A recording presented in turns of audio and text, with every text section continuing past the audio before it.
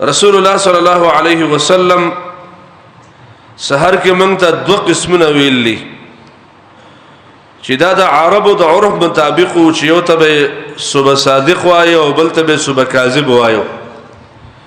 د صبح کاذب وجه تسمیع علماء د سی بیان کړ دا چې عربو کې به دا قانون چې سحر وختي به او پښمنی کې سفر شروع کاو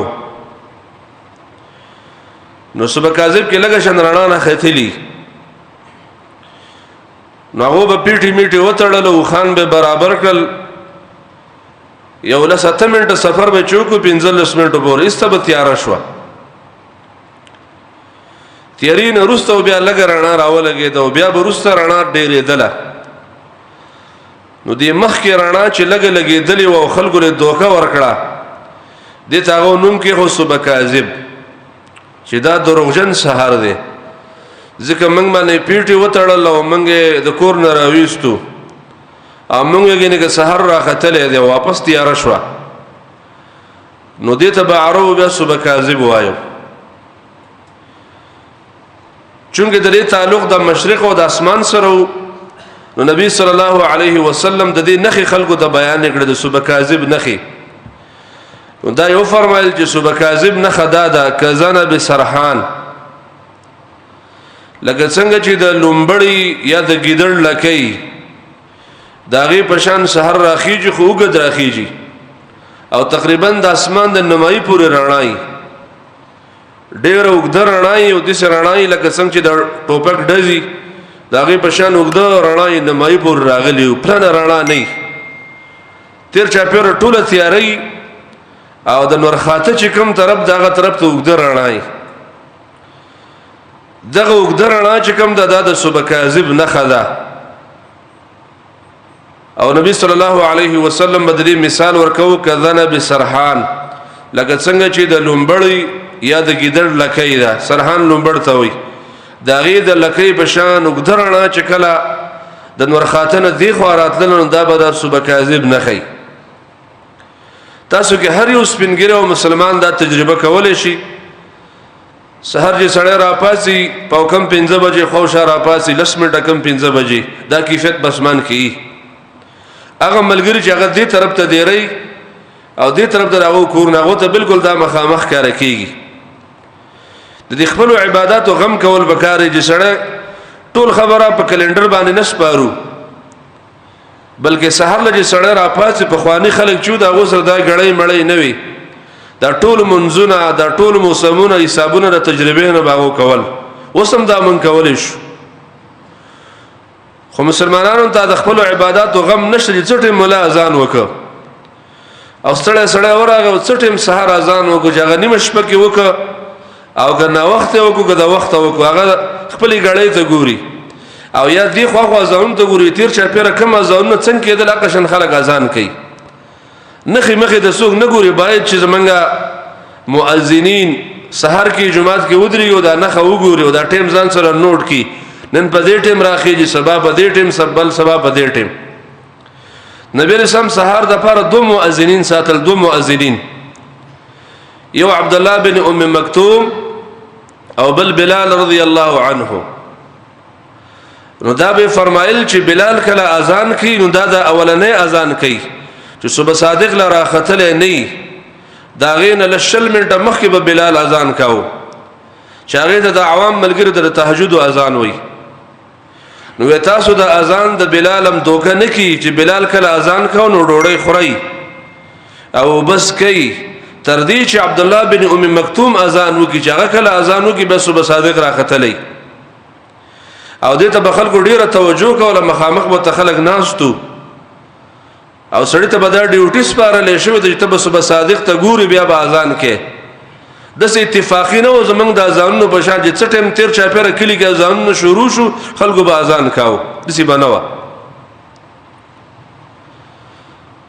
د مشرق د جکما د ګیدړ لکې په شان وګدر اړه راخیږي د سپینواله چې د اسمان په منځ کې دی خو راغلی پلن سپینواله نه د سپینواله تقریبا یو 15 منټه پوری بیا دا غین رستا تیار شي لګه یو شپږ 3 منټه تیاری داغي نورسته چې بل رڼا کله شروع کیږي نو دا د صبح صادق ابتدایي حالي دام پر صبح صادق نه بده ځان پوهه کوي دا تعلیم یافته ملګری دا د صبح صادق ابتدایي صورت صرف شروع کیږي د ټیم کې مازان نه دی کول پکار ان شاء الله ځاخر کې دا ویم چې اوس د غړو په ټیمونو سره ټیم داخلي کې هغه ویم دته دا یو نه خدای چې تا یاد کړه صبح کاذب چې کله و پیژاندو دا غینه 15 شل منټه پس صبح صادق راخیږي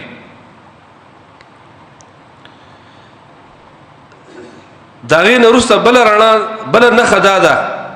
چې بدی کې برڼا رو زیاتیږي وضاحت به شروع کیږي دا حدیث کې راغله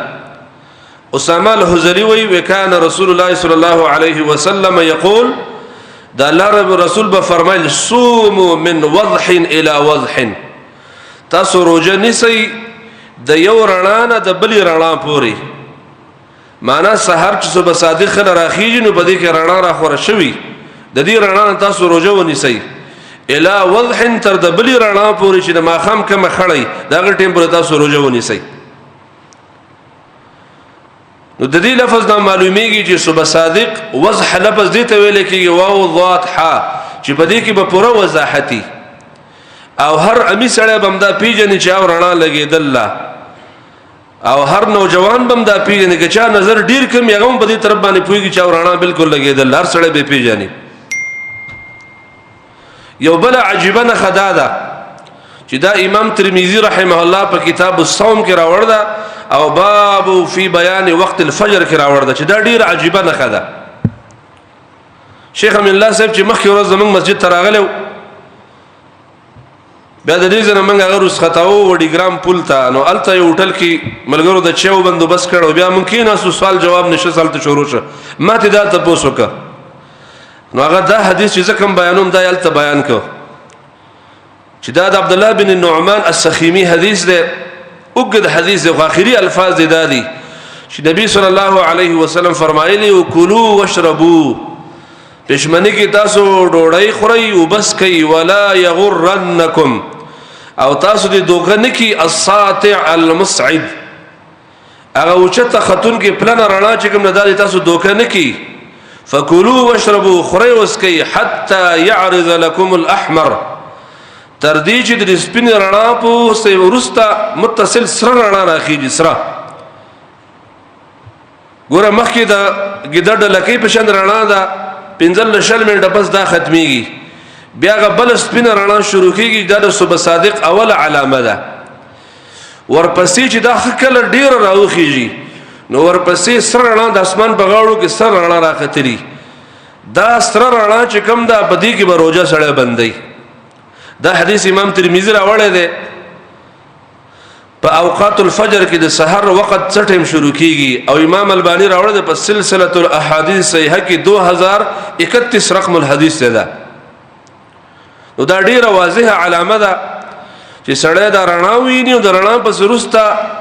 سرخی شان راختري د اسمان په غاړو باندې د سې سرخی راختري دا چې راو خطل دا به د سحر ټیمی په دې ټیم کې بازان کیږي او خلک روزه په دې ټیم کې بندي بل علامه شغا عبد الله بن عباس رضی الله عنه فرمایل لدا بل علامه د درې میات څلورم علامه عبد الله بن عباس وی ليس الفجر الذي يستطيع في السماء وصبح صادق دې ته نو چې صرف معمولی شان رڼا راوخیږي ولكن الفجر الذي يتبين على وجوه الرجال فجر دې ته ولیکي چې خلکو په مخونو کې مخکاره شي چې ستا مخلص نږدې سره راځي او نږدې ملګری ته پیژنې چې دا فلانه ده اته تبين به وجوه الرجال لظهور ذوئه عليها د خلکو مخ ته معلومیږي دا غي وجنه چې رڼا لګیدل نو نږدې ملګری مخ ته معلومیږي او دا د صبح صادق نه خدا دا غر چې په دم رڼا را کوشي د غر خواته چې کوم کورونه دغه مخکاره کیږي او چې جمعات کې بالکل بجلی سره بند کې او تیار کی نو ستا خواته ملګری دغه مخ ته تخکاره کیږي و دینه معلومیږي دا صبح صادق ده دا خبره عبد الله بن عباس کړه دا په مستند د عبد الرزاق کې دا و اسناده صحیح او د سند بالکل صحیح ده نو دا بل علامه چې صحابي دا علامه بیان کړه دا چې تتبین قران کې دي ته ویل کېږي چې الله په قران کې ویل کلوا واشربوا حتى يتبين لكم الخيط الابيض من الخيط الاسود چې د تور مزي نسبین مزي راخکاره شي. نو تبین معنی دار چې خو واضح شي چې خلکو ته د یو بل مخونه ښکاره کیږي. دا به د صبح صادق علامه. بل علامه د صبح صادق دا الاعتراض. د اعتراض ویل کیږي چې رڼا بالکل پلنه او را خوریدو باندې شروع شي او دا غین وروسته بیا په سکندونو کې رڼا را خوريږي. دا به نه خي. دم سی حدیث معلومیږي سمره بن جندب وی نبی صلی الله علیه وسلم دا فرمایلی لا یغرنکم من سحورکم اذان بلال. تاسو د دوکه نه کې سازو پښمنی کې د بلال رضی الله عنه اذان ولا بياض الافق المستطيل هكذا او نه هغه سپینواله چې هغه د وګدوګد کما سپینواله دای تاسو دوکه نه کې حتى يستطير هكذا ترضي چې پلن رانا راشي. وفي الحديث واذا اعترض كل چې پلن رانا رااله فقد حرم الطعام نو بیا ډوډۍ حرام شو پښمنه حرام شو. فصلي صلاه الغداء بیا بر سحر من سره کوي. نو بدی رڼا کې ډیر وضاحت ده. ایو عالم بدی کتاب لیکل ده السيوف البواقر بواتر دا د کتاب نوم ده. احکام د صبح صادق بدی لیکل شوی دي. او زه چې دا کوم نخي بیانوم د الله په توفیق سره وس چې کوم د موسمیات والدي او کوم هغه ملګری چې هغه انجینران دي او په موسمیات باندې پیږي هغه هم د دې نه خو موافقه کړل ده او بدی باقاعده کتابونه درې څلور کتابونه لیکل شوی دي.